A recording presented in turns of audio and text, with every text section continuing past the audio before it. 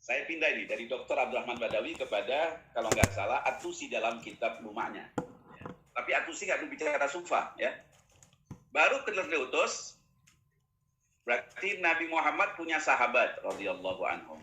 Nah, istilah sahabat dalam bahasa Arab yang dikenal soleh menurut At-Tusi dan soleh secara sosial mengaburkan dan menghilangkan istilah sufa. Sufa nggak dipakai lagi. Karena sudah digantikan oleh as-sahabah. Jadi kalau dikatakan kenapa di zaman Nabi tidak ada istilah sufa? Karena istilah sahabah itu lebih tren. Kan biasa. Bahasa itu ada trennya. Ada sekarang. Setelah itu terus lagi ada istilah yang masih bagus. Namanya at-tabi'i. Nggak munculnya sufa. Setelah masa at-tabi'i selesai, maka muncullah seorang yang mempunyai kriteria yang sama, orang yang soleh dan soleh secara sosial, yaitu Abu Hasim As-Sufi. Muncul itu pada awal abad kedua. Jadi yang dulu pernah ada, sekarang muncul lagi. Atas dasar itu, makmum keislaman, dan dia lahir dari isnya, maka pada dasarnya adalah karena memang dari sisi asal katanya dia berasal dari bahasa Arab. Baik, itu poin yang kedua. Kalau Anda mau diskusikan silakan, kalau tidak nanti nggak apa-apa. Saya ingin masuk kepada Thariqah Alawiyah. Hasil penelitian saya dalam Thariqah Alawiyah, saya tidak pernah menerjemahkan Thariqah Alawiyah dengan tarekat Alawiyah. Ini ciri khas saya. Semestinya orang bertanya-tanya, Thariqah Naqsyabandiyah, diterjemahin tarekat Naqsyabandiyah, kan itu kan? Thariqah Syadziliyah disebut dengan tarekat Syadziliyah. Itu kan biasalah bahasa Arab di Indonesia kan. Tapi saya tidak mau merubahnya. Tetap saya menggunakan istilah Thariqah. Sebab kalimat sebuah kosakata itu kalau dirubah ada muatan-muatan kata yang hilang. Bahkan sejarah Thariqah ini juga hilang. Ya. Mengapa saya waktu ujian, waktu itu, ujian disertasi, ketua sidangnya Pak Profesor Dr. Agil Al-Munawar. Pak Nasaruddin Umar jadi sekretaris. Ya, sekretaris. Itu ditanya, kenapa Anda tidak mau menerjemahkan Thariqah dengan istilah tarekat? Nggak mau. Karena Thariqah Alawiyah sejak dicetuskan mulai zaman embrionya dari Imam Ahmad bin Isa al-Muhajir pada tahun 319 Hijriah sampai zamannya Syekh Abdurrahman As-Sakhaf pada abad ke-9 sampai abad ke-12 Hijriah Syekh Abdullah bin Al-Haddad, bahkan saya nggak tahu sekarang ini ya, sekarang ini sudah lain lagi, sampai zamannya murid Abdul Haddad yang namanya tulis buku Al-Ainiyat, ya, satu buku yang luar biasa, itu masih menggambarkan Thariqah ini tidak layak untuk disebut tarekat. Nah, ya. Saya sempat dimarahin sama habaib, Thariqah Alawiyah nggak layak disebut tarekat. Hasil penelitian saya ulangi lagi, bisa salah, bisa benar ya. Jadi waktu saya pulang dari Hadramaut nulis itu berubah. Tidak layak disebut dengan tarekat. Kenapa tidak layak? Dalam tarekat itu ada beberapa hal yang harus diperhatikan. Pertama, adanya syekh. Syekh itu berjenjang, seperti perguruan tinggi. Ada rektornya, ada syekhul mutlak. Ada yang namanya syuyukhul irsyad. Jadi syekh yang punya keahlian khusus. Ya. Kemudian yang kedua, namanya lembaga. Kemudian yang kedua, ada yang namanya ajaran yang musalsal, yang tersambung. Dari syekhnya sampai kepada Nabi Muhammad. Ya. Pada dasarnya budaya tarekat itu hampir sama dengan budaya para ahli hadis. Ya. Mengkaji rijalul hadis itu lebih mudah daripada mengkaji rijalul thariqah. Lebih panjang permasalahannya. Kalau saya dari guru saya kan, Ustaz. Itu lebih panjang. Itu harus ada. Kemudian yang kedua adalah ajarannya berjenjang seperti sekolahan ini. Jadi murid itu ada tingkatan-tingkatannya. Yang menentukan adalah thariqah itu sendiri. Dan yang terakhir, kalau syekhnya sudah menganggap dia selesai, maka ada wisudahnya. Saya kok curiga ya, perguruan tinggi yang kita kenal di dunia ini adalah berserupa dengan dunia tarekat.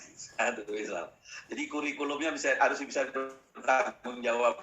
Buku-bukunya juga demikian. Guru-gurunya harus ahli. Dan dari semua itu harus ada ketua dalam thariqah alawiyah. Kalau itu dalam thariqah pada umumnya, tarekat pada umumnya, dalam tanda kutip, itu keharusan. Kalau nggak keharusan, maka dianggap yang bersangkutan di waktu mengamalkan sesuatu, amalannya tidak absah. Karena ajarannya tidak menyambung. Tidak berasal dari syekh yang bisa dipertanggungjawabkan. Tapi dalam thariqah alawiyah nggak begitu. Tidak ada, itu yang saya sebutkan tadi, itu menjadi sebuah keharusan. Nggak ada. Tidak harus. Tapi itu masuk dalam kategori afdhaliyah. Jadi kalau seandainya Anda ikut atau misal sebuah ajaran, yang penting ajaran itu bisa dipertanggungjawabkan. Tidak harus melalui guru Anda. Guru Anda dari guru Anda. Tidak harus. Tetapi kalau itu yang Anda lakukan, itu lebih baik. Bisa jadi Anda itu mengikuti sebuah ajaran bukan dari seseorang karena Anda ahli. Bisa dari sebuah kitab yang bisa dipertanggungjawabkan. Otomatis kalau kitab mempelajari kitab Ihya Ulumuddin, kan jauh dari kita ke Imam Ghazali. Berarti ada berapa guru yang disingkirkan terus. Nggak apa-apa kalau mumpuni, nggak ada masalah. Tapi kalau seandainya Anda mendapatkan ilmu-ilmu itu dari Imam Ghazali, ada silsilah gurunya, misal, dan itu seterusnya, itu lebih baik. Begitu juga untuk membuat majelis-majelis yang mengamalkan thariqah alawiyah, tidak perlu seseorang itu harus mendapatkan hirqah dari seseorang, nggak perlu. Jadi semua budaya, tradisi dalam dunia tarekat itu di dalam thariqah alawiyah tidak menjadi sebuah keharusan, tetapi itu masuk dalam kategori afdhaliyah. Makanya atas dasar itu, kalau dikatakan bahwa thariqah alawiyah itu adalah semacam lembaga bukan lebih formal ya, maka nggak bisa lah dikatakan lembaga yang agak formal. Thariqah alawiyah bukan lembaga yang formal. Makanya atas dasar itu saya tidak menerjemahkan thariqah dengan tarekat. Kedua adalah istilah tarekat dalam bahasa Indonesia itu lebih terkesan formal. Sedangkan dalam budaya thariqah alawiyah tidak terlalu formal. Kalau dalam bahasa saya, thariqah alawiyah itu ya thariqah. Dalam pengertian adalah semacam jalan. Ya, Anda berjalan harus ada guide-nya, ada syekhnya. Itu bukan harus, seyogyanya. Ajarannya harus jelas karena Islam yang bersumber dari ini. Tetapi nggak harus Anda harus mendapatkan dari seorang guru Anda dari guru, enggak, misal. Tetapi kalau Anda punya keahlian, silakan, nggak pakai guru, silakan. Misal. Tapi kalau Anda nggak punya keahlian, ya Anda harus berguru gitu. Secara logika Anda harus berguru. Kalau nggak Anda berguru, maka setanlah akan menjadi guru Anda. Katanya Syekh Abdurrahman Asgaf. Jadi, thariqah alawiyah tidak terkesan sebagai jam'iyah. Tapi thariqah alawiyah terkesan hanya semacam thariqah dalam pengertian tidak begitu terlalu formal. Atas dasar itu saya tidak mau menerjemahkan thariqah alawiyah dengan tarekat. Karena tarekat lebih terkesan sebagai jam'iyah sufiyah. Apalagi sekarang, tarekat-tarekat yang ada sudah masuk dalam dunia politik praktis, ya nggak?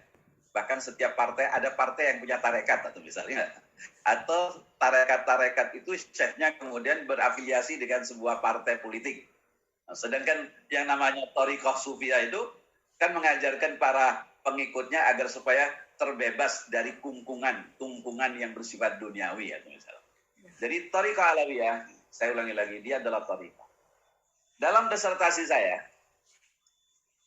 terkait dengan thariqah alawiyah, sebelum saya masuk kepada ajarannya, Memang sejak awal Thariqah Alawiyah tidak pernah dibentuk oleh para penggagasnya sebagai Thariqah Sufiyah sama dengan seperti Syadziliyah, Naqsyabandiyah.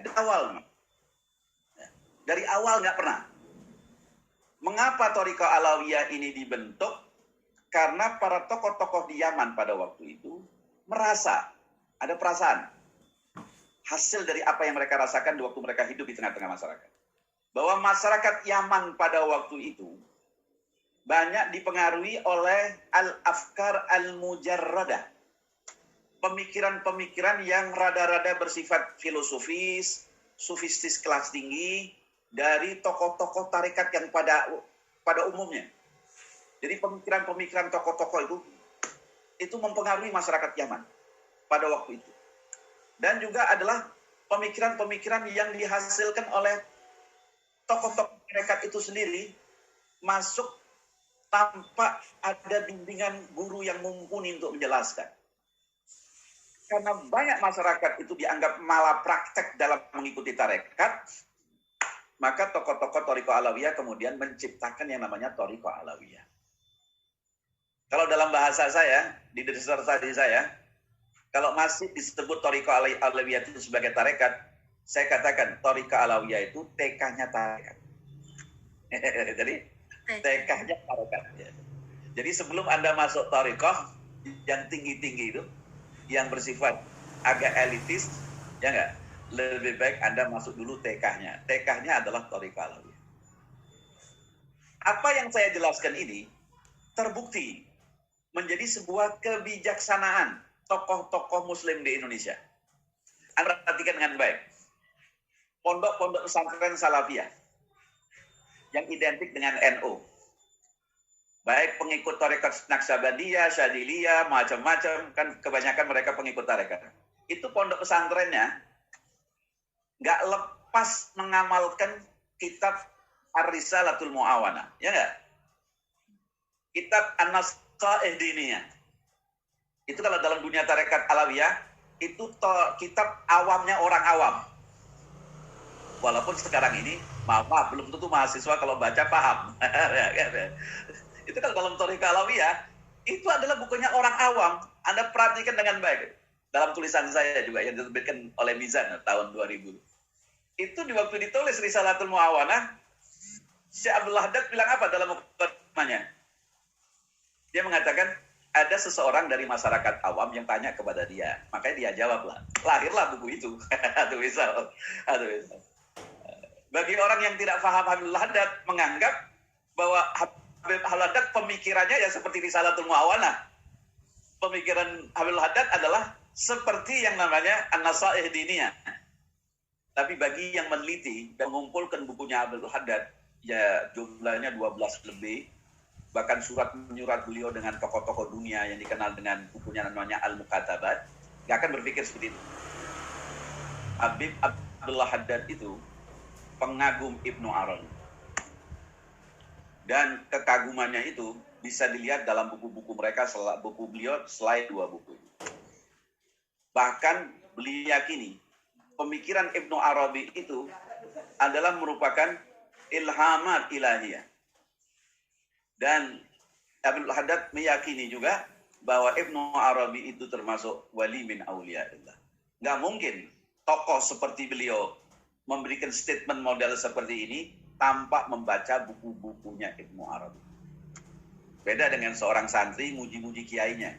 Saya pernah jadi kiai di satu tempat. Wah, mujiannya luar biasa. Alim, allamah, al-bahar, macam-macam. Ya, pada dasarnya julukan-julukan itu belum tentu hakikatnya seperti itu. Tapi bagi seorang tokoh seperti kan banyak ya, yaitu Syekh Abdullah Haddad lain. Waktu dia mengatakan Ibnu Arabi seperti itu, beliau adalah membaca dengan baik.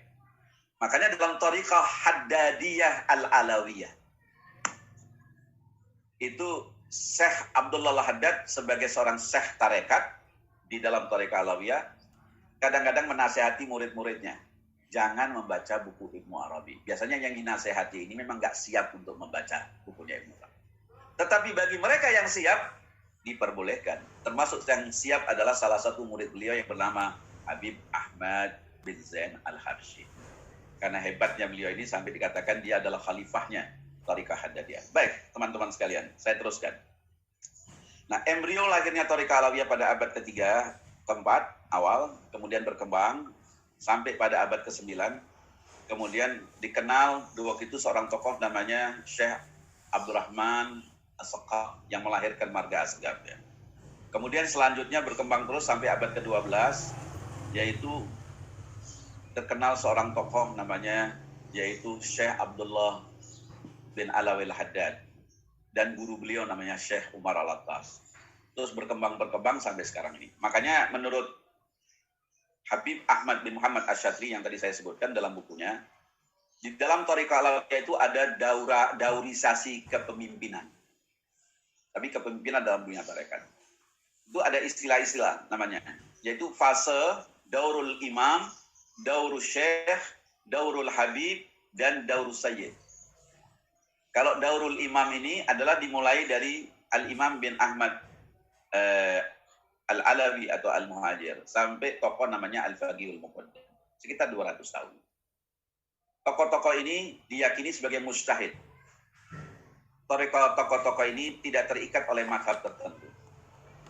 Tokoh-tokoh seperti ini luar biasa.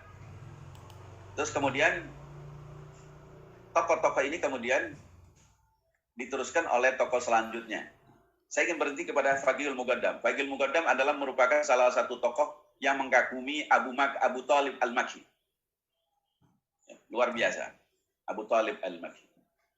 Dan Al-Faqihul Muqaddam ini adalah merupakan satu tokoh yang warna pemikirannya banyak diwarnai oleh kakek-kakek mereka di kalangan imam-imam Ahlul Bait.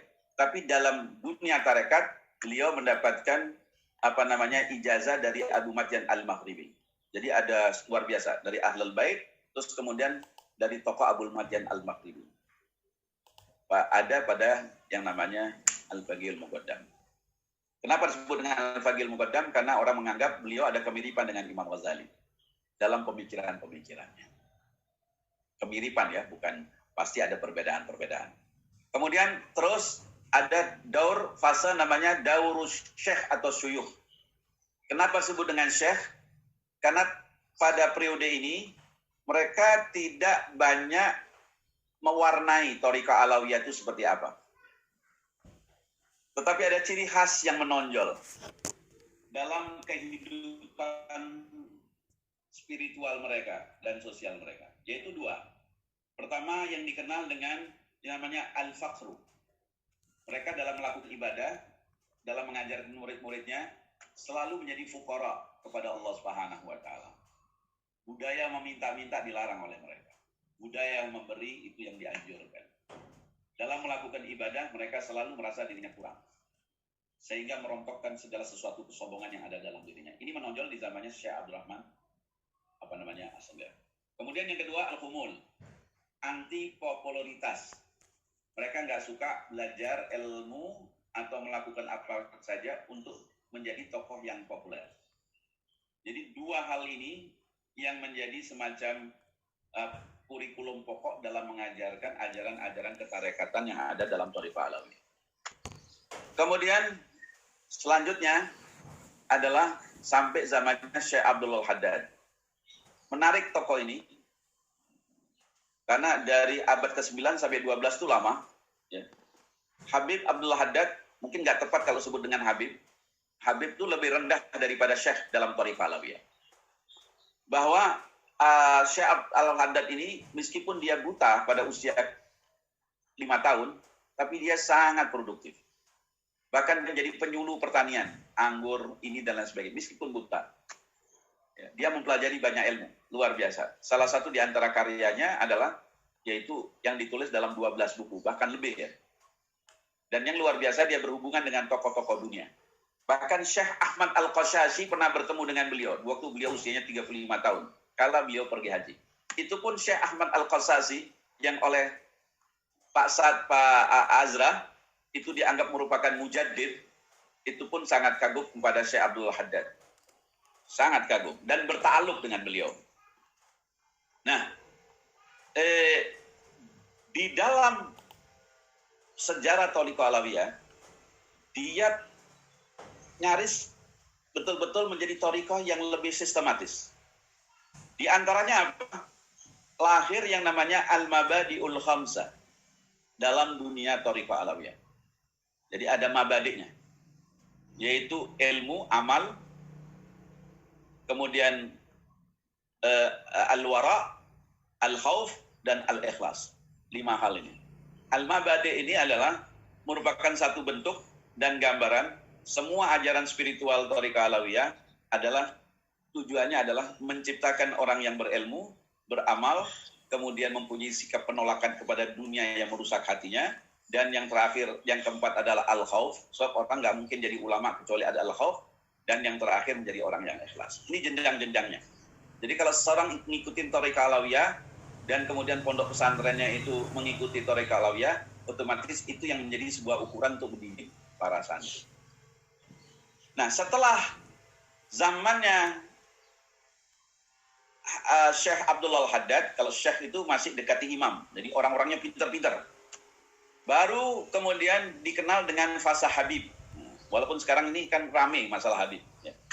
Itu baru dimulai pada abad ke-12 Hijriah atau 17 Masehi. Kenapa mereka sebut dengan Habib? Karena mereka punya ilmu, mengamalkan ilmunya, dan berakhlak baik, dan dicintai masyarakat karena akhlaknya. Maka disebut dengan Habib. Makanya saya kalau masuk PT IKI, Pak Zen manggil saya, Habib Omar. Saya selalu bilang, kulluna habaib, semua kita habaib.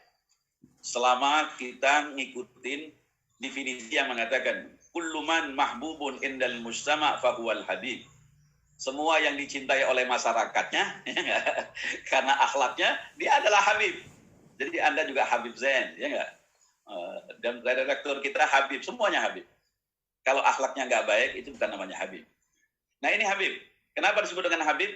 Karena memang akhlak mereka baik.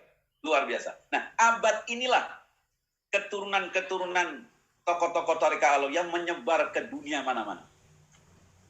Si Habib ini. Yang luar biasa ini. Dengan ilmunya, dengan amalnya, dengan akhlaknya, dengan semuanya. Dan diterima oleh masyarakat. Bahkan sebagian di antara mereka menjadi menantu raja-raja. Karena mereka adalah Habib. Isman wa musamma.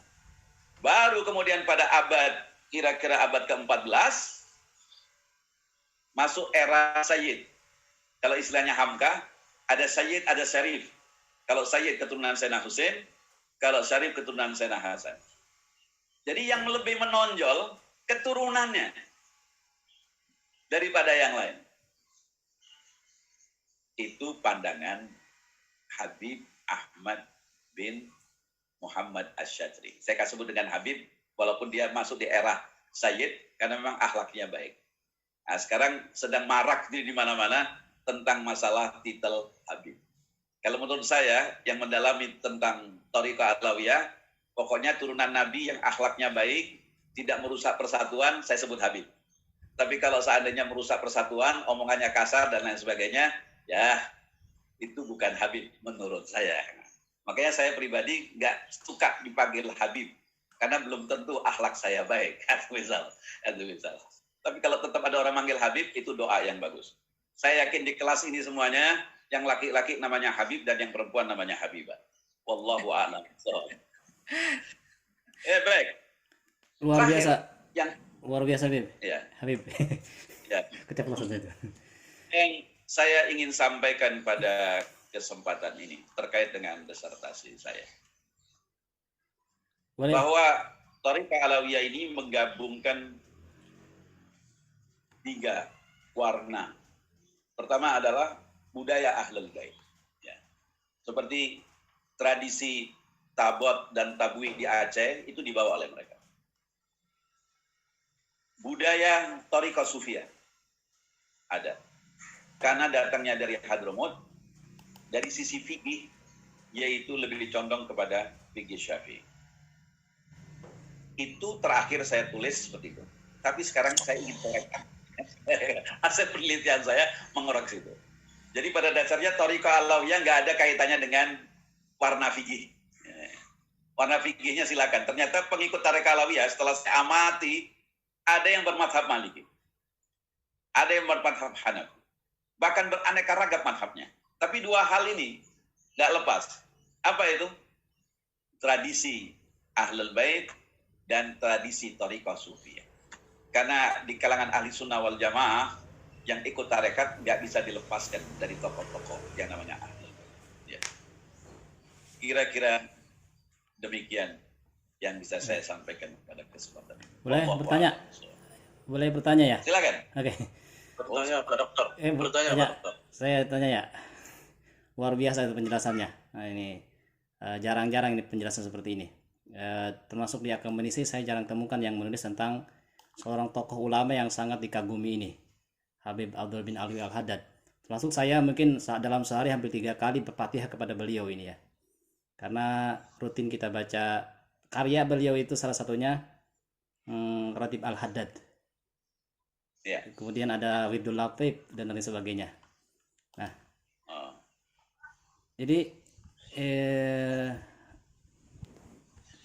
yang saya tanyakan di sini, Habib, Habib aja nggak ya, apa Habib? Terserah Anda. Ya, tadi kan saya tetangga di sini dengan Habib Abdul Qadir ini, saya tetangga Abdul Qadir Al-Habsyi. Tadi disebutkan juga ya Abdul Qadir Al-Habsyi. Jadi ini kan salah karya beliau itu banyak sekali ya. Banyak sekali di Indonesia ini yang diamalkan di dunia, terutama di pesantren-pesantren. Salah satu tadi kitab-kitab yang disebutkan. Ini saya bertanya tentang ini ya, Ratib Al-Haddad. Bagaimana menurut pandangan Habib di sini terkait dengan Ratib Al-Haddad? Kenapa ini banyak sekali diminati oleh masyarakat? Apa rahasia Abdul bin Alwi Al-Haddad ini dalam menyusun kitab ini, buku ini, sehingga menjadi amalan seharian umat Islam hampir di seluruh dunia ya. Itu yang pertama. Yang kedua, kalau istilah habaib sekarang tradisi itu kenapa selalu kalau menikah itu dengan syarifah gitu ya, syarifah dengan habib gitu kan? Tidak kalau jadi kalau menikah dengan orang lain itu dianggapnya pemberontak. Mungkin kalau dibilang Umi ini termasuk pemberontak mungkin. Ya, tapi enggak lah. Insyaallah. Ya. Kemudian yang ketiga mungkin pertanyaannya, ini kan perlu sebetulnya kalau diadakan penelitian lanjutan itu bagus sekali tentang hal ini ya. Tapi kalau tadi lihat perjalanan Habib dalam menyusun disertasi itu sangat luar biasa ya. Pikiran dan tenaga serta bahkan rumah dikorbankan. Kalau terkait dengan pendidikan nih, kalau boleh bisa dilanjutin penelitiannya dari kitab apa atau dalam term apa yang kita dapat teliti tentang Habib Abdul bin Alwi Al-Haddad ini. Itu aja. Baik. Yang pertama, saya ketepatan tahun 2004 terpilih dari banyak dokter-dokter muda dari berbagai macam perguruan tinggi negeri di Indonesia untuk melakukan perjalanan penelitian sebagai postdoc, mengambil postdoktor. Proposal saya adalah Ar-Ratibus Syahir di Syekh Abdullah bin Alawi Al-Haddad Dirasa Tahliliyah Tasawufiyah. Jadi saya memang bahas tentang ratib. Karena saya lihat orang kita pada umumnya kalau mau melakukan sesuatu itu yang dipikirkan cuma khasiatnya. Khasiatnya apa ya? Nah, gitu ya. Tapi isinya apa? Wallahu a'lam bishawab. Jadi saya teliti itu, saya tulis dalam 72 halaman, dan saya sangat berterima kasih kepada Dr. Mukhlis Hanafi. Di waktu itu masih jadi staf saya yang nggak pernah kerja, langsung kuliah S3. Saya di waktu itu menjadi ketua jurusan Usuluddin. Ya. Dulu kan ketua jurusan, kalau STIN ya, saya adalah ketuanya. Saya ke Mesir, saya banyak di rumah beliau. Itu menulis tentang Ar-Ratib, Ar-Ratibul Haddad. Yang jelas, Ratib itu artinya, orang Arab tuh kalau mengatakan tentara bayaran, yang dibayar setiap bulan untuk menjaga rumahnya, itu disebut dengan Ar-Ratabah. Ratib itu adalah penjaga. Selama ini nggak terbayangkan ratib artinya penjaga. Selama ini bikin ratib yang dibaca secara tertib, kan gitu. Ratib juga artinya gaji bulanan. Saya lihat itu semuanya, saya yakin bahwa Syekh Abdullah Haddad menyebut itu dengan ratib pasti memahami dengan baik. Kemudian saya teliti dari sisi, kan berdasarkan ratib itu isinya adalah ayat-ayat suci Al-Quran dan doa-doa ma'thurah, ya nggak? Ya. Yang beda adalah baca Fatihahnya, doa-doa ma'thurah. Atau misalnya Dal Jalali wal Ikram midna ala dinil Islam, kan gitu. Atau misalnya Allahumma inna nas'aluka ridhaka wal jannah, kan pada dasarnya. Cuma di mana keberadaannya Syekh Al-Haddad dalam menyusun? Nah, saya teliti itu susunannya. Mengapa ini begini? Mengapa ini begini? Ini terus otomatis untuk menguak arti itu semuanya harus menguasai buku-buku beliau. Yang selanjutnya adalah merupakan budaya thariqah. Setiap tokoh sufi selalu mempunyai ratib. Jadi ratib itu adalah intisari dari ajaran si sufi tadi. Jadi dia mempelajari bukunya macam-macam, terus kemudian intisarinya ada di dalam ratib itu. Sehingga seorang murid waktu membaca ratib, dia menggambarkan tulisan-tulisan tokoh tadi. Makanya waktu menafsirkan ratib Al-Haddad tidak harus kembali pada buku-buku beliau tentang masalah. Dari penelitian saya berkesimpulan. Saya nggak berbicara tentang khasiat. Kesimpulan ini sendiri akan melahirkan namanya al-wiqayah al-ilahiyah. Kita akan dapat tameng dari Allah Subhanahu wa taala. Seperti katakan baca doa, insya Allah akan dapat tameng, kan gitu. Pertama adalah yang namanya at-tayaqqud, ya qadha. At-tayaqqud. At-tayaqqud yang namanya at-tauhid. Sebab dimulai dengan ayat-ayat yang berbicara tentang tauhid. Kesadaran mengesahkan Allah. Jadi orang kalau membaca itu ayat sampai hadis doa la ilaha illallah wahdahu la syarikalah, itu akan melahirkan namanya at-tayaqqud, at-tauhid. Ya. Jadi seseorang akan betul-betul mengesahkan Allah dengan benar. Kalau orang itu mengesahkan Allah dengan benar, pasti sifat kehambaannya akan muncul. Kemudian saya urut lagi dengan doa-doanya tadi yang dalam ratib itu. Dari situ kemudian lahir yang namanya at-tayaqqud al-amal. Sebab orang kalau tauhidnya baik, konsekuensi logisnya adalah lahir kehambaan terhadap yang diesahkan. Yang bersangkutan betul-betul mengamalkan ajarannya. Dari situ sampai kepada namanya baca Fatihah. Baca Fatihah pada gurunya. Itu adalah bentuk terima kasih kepada gurumu. Itu saya sebut dengan at-tayaqqud al-khuluqi. Kesadaran berakhlak baik kepada siapapun yang berbuat baik kepadanya. Baru kemudian ratib Haddad itu ditutup dengan Allahumma inna nas'aluka ridhaka wal jannah. Yang selanjutnya bukan ratib Haddad, itu tambahan. Itu teks aslinya. Allahumma inna nas'aluka ridhaka wal jannah wa na'udzubika min sakhatika wan nar. Itu adalah masuk dalam kategori namanya at-tayaqqud al-wujudi. Kesadaran akan keberadaan dia. Untuk apa sih kita ini kira-kira menauhidkan Allah, beramal soleh dan berakhlak baik? Yaitu untuk mengharapkan dua hal. Surga yang paling rendah. Surga itu paling rendah. Ridho yang paling tinggi. So, Allah setelah berbicara tentang surga, Allah mengatakan, wa ridwanullahi huwa akbar. Ridhonya Allah lebih besar. Dan dalam susunan doa itu, ridho didahulukan. Berarti dia lebih besar daripada surga. Nah, atas dasar itu, maka kalau kita membaca ratib Haddad, kita mempunyai 4 kesadaran. Dan 4 kesadaran ini nggak kecil. 4 kesadaran itu yang mau ditumbuhkan oleh Islam. Dalam perspektif Syekh Abdullah Haddad. Kalau itu yang terjadi, kita akan dijaga. Bukan cuma satu aja, kita dijaga oleh Allah dengan malaikat-malaikatnya. Nah, itu yang mesti harus diberikan kepada pembaca ratib. Kalau enggak, kadang-kadang baca ratib cuma karena memang tidak ada sakralnya, tidak terlalu terhormat, karena nggak memahami itu. Itu hasil penelitian saya adalah terkait dengan Ratib Al-Haddad. Saya minta doa pada teman-teman. Saya ini doktor tua misalnya. Sudah 20 tahun doktor dan lektor kepala, belum guru besar. Walaupun kalau ceramah-ceramah dipanggil profesor. Saya tanya kepada Pak Direktur, bagaimana saya dipanggil profesor? Gak apa-apa, Bib, itu doa. Biar antum nulis.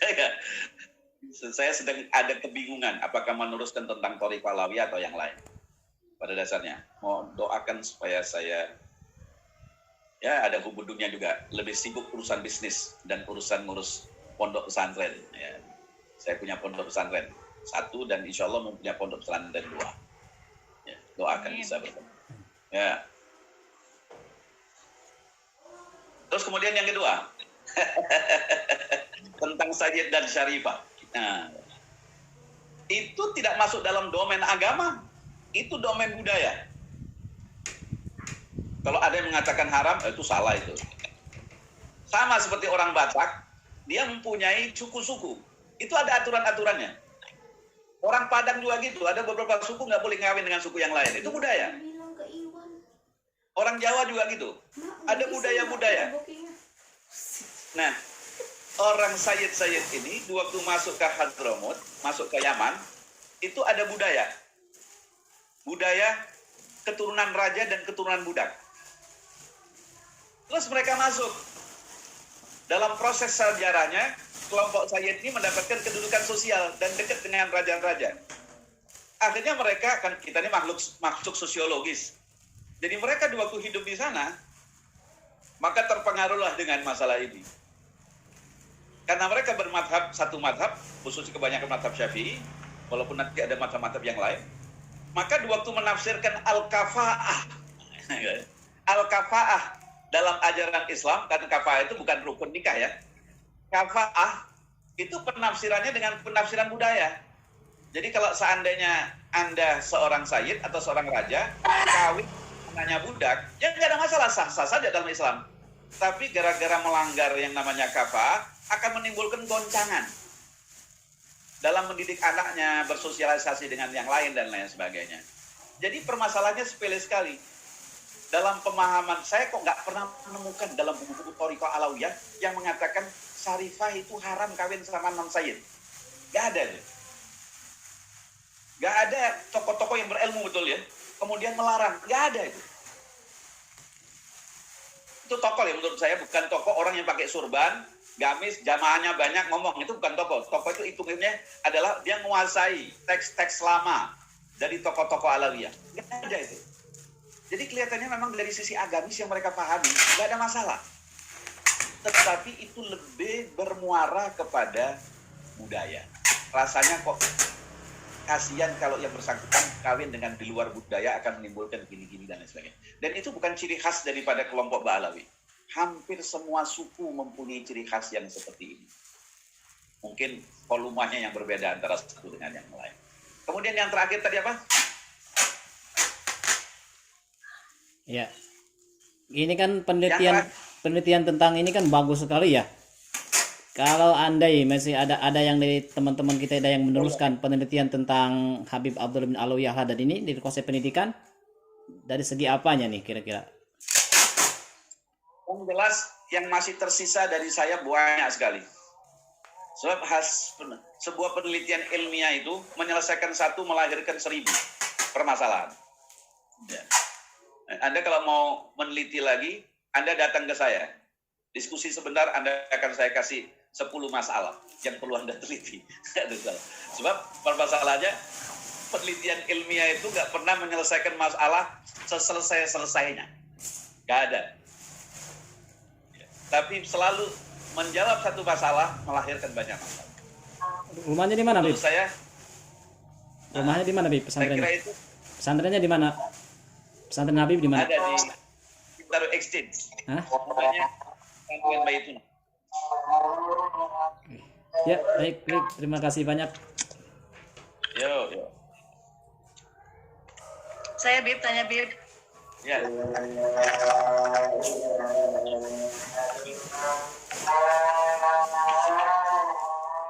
Risik lagi azan. Siapa ini? Saya Bib. Ya. Siti Maryam. Silakan Ibu Siti Maryam. Ya. Eh, kaitannya dengan dunia pendidikan, tradisi tarekat yang ada. Terus kemudian saya bandingkan dengan UNS. UNS ini ada rektornya, persis dalam tarekat. Ada dekan-dekannya, persis dalam dunia tarekat. Ada dosen-dosennya yang ahli, persis. Ada silabihnya yang bisa dipertanggungjawabkan dengan rujukan yang valid, persis dalam dunia tarekat. Entar kalau sudah selesai, ada wisudanya, persis dalam tarekat. Oleh karena itu, boleh nggak saya memanggil teman-teman di sini yang pro tarekat dan tidak tarekat, saya menyebut Anda sebagai pengikut tarekat UNS. Jadi pada dasarnya bertorikoh itu tidak harus bertarekat. Ya, kalau menggunakan pandangannya Imam Ghazali kan mengatakan, memang kalau seandainya Anda memang layak disebut dengan syekh, ya nggak apa-apa. Anda akan mengamalkan istihad Anda dan bahkan Anda punya murid. Tapi kalau seandainya tidak bisa, ya Anda harus cari guru, ya nggak? Cari guru, karena itu konsekuensi logis orang yang nggak tahu, fas'alu ahla dzikri in kuntum la ta'lamun. Tapi kalau guru itu tidak ada atau tidak ada percaya, ya Anda cari yang namanya sadiqun saduq, teman yang ahli yang bisa dipercaya. Kesimpulannya adalah kita wajib untuk bertakluk kepada siapapun atas hal-hal yang kita tidak tahu. Itu ajaran agama Islam. Jadi yang namanya tarekat itu adalah lembaga.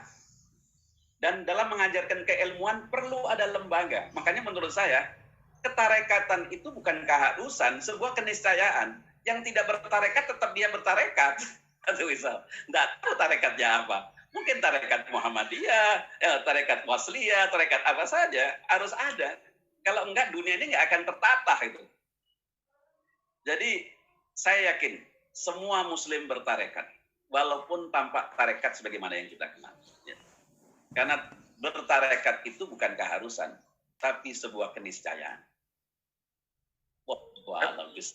Tapi Pak Dokter, adakah kecenderungan seseorang untuk bertarekat itu di usaha-usaha tertentu? Karena saya pernah bermuamalah dengan guru saya yang posisinya sebagai sekretaris Habib Lutfi. Itu Pak Kiai Mudzaffar Fathur Rahman, itu kan sekretaris dari Pak Habib Lutfi di Thariqah Naqsabandiyah.